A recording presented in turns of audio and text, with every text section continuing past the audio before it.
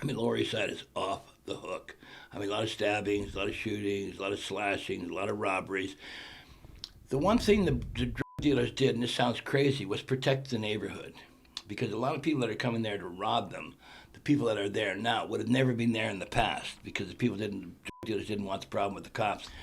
But you know, when I look at like Giuliani and he gets credit for stopping the mafia, I really wonder, did he really? All he really did was clean the streets. You know, Gotti and all those people. Not saying they weren't tough, not saying Sammy Gravano wasn't a tough guy, not saying that he wasn't dangerous, none of those things. But it's the lowest level. They were the street. Like when they shot Castellano or whatever. Where did his money go? One of the reasons they shot him is because they were saying, gathering up the money. He was just getting into himself and money. Well, where did that money go up to? They never went beyond the street. So where did all that mafia money, all those millions of dollars?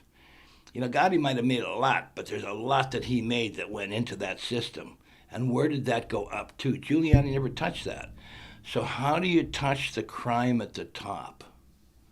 You know, how do you go after Wall Street? How do you go after those guys? How do you go after the senators?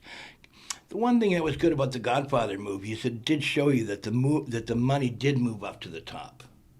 You know, all of a sudden you got to see because of that movie, although it's a fiction, but you got to realize that they're the end point of gathering all that money. And they're now running the government in other places. So how do we really get to that money? Okay, we got rid of Gotti, but that's just cleaning the street. All getting rid of Gotti did was made it possible now to move on to, Mulberry Street because the guys aren't there. So those were all like fences. And as you start cleaning up the neighborhood, which people like, but you're also getting rid of fences. And the fences are what keep other people out. And as soon as you got rid of him, you opened it up for real estate. So you have to really ask yourself, not saying that you're better off having him there, but how do you have the balance, which is what you're talking about? Yeah, exactly. Yeah, how do you find that way that you can have good, safe streets? Because I'll tell you something, if you're kidding yourself if you don't think there's as many drugs being sold now as there was when I was before. It's just that it's not on the corners anymore. They cleaned the streets. They didn't clean out the drug system. They cleaned the streets. And that's different. I bet you if there was somebody around here, you call up your friend, you could probably get in the next half hour. So it's not that, even in this neighborhood, it's not that there's not on every block, because there is. Mm-hmm. So the question becomes, how do you really start cleaning out the top? We know how to clean the toilet. How do we clean the upper part? I'm trying to make the baseball caps in America. And I had somebody else. I was working with his band before they broke up, whatever, and then we lost that contact, and that person was making them in China. And the prices were fair, the quality was great, everything was wonderful. But once that stopped, then I'm trying to make them in America, and to make that same cap, they want $48 wholesale. Oh my God. Yeah, $48. That's not even wholesale. That's like buying it. That's factory price. So wholesale, you got to double it or increase it somewhat. So it's $48 for one of those caps. So by the time you cook up the wholesale price and then the store has to make a profit, all of a sudden now the cap's $150 or $200. You can't do it. But I'll tell you, the other thing was we did the graphic novel. Now I find this really interesting because you often wonder like what you read in the paper, what you hear from the politicians isn't always what's really happening. So this book is called Clayton, Godfather of the Lower East Side documentary. Okay, I got that title because, once again, it was a hookup thing. Bourdain came to me because I had a dope bag, and he used to do heroin. So Bourdain was going to do a program on the Lower East Side.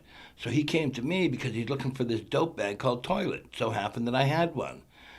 And then so he needed people for the show, so I hooked up people for the show, and he used some of my videotape and stuff. So now I'm doing a little business with the guy. And so that's how I got the name Godfather of the Lower East Side. That came from him, a documentary. But I did this book with Julian Veloch, who's done a number of graphic novels, and Julian got the publisher who made it in China. And that's like if they can change the algorithms on the computer, they can also hold up your stuff at customs. And what they can do is put sanctions against, let's say, China as an example. So now all of a sudden your whole spring line is held up in customs at China because the president's mad at China. So now all of a sudden you have no flow. So they really do find ways to interrupt those kind of businesses. Now, you see, when Cuomo the Elder got into power, now we're talking about the early 80s. This is Cuomo. When he got into power, Mario, all of a sudden he's coming around the second time, and they're bragging about, when he came into power, the upstate, the industry was gone. It was like finished. It was like burned out. It was like what we're talking about now. Same kind of landscape. So what did he do? What did he do to revive the economy upstate? He built prisons. So all of a sudden, he tripled the numbers of prisons. My neighborhood was a drug neighborhood. All of a sudden, a third of the New York State prison population comes from my neighborhood because dealing drugs was part of a fact of life.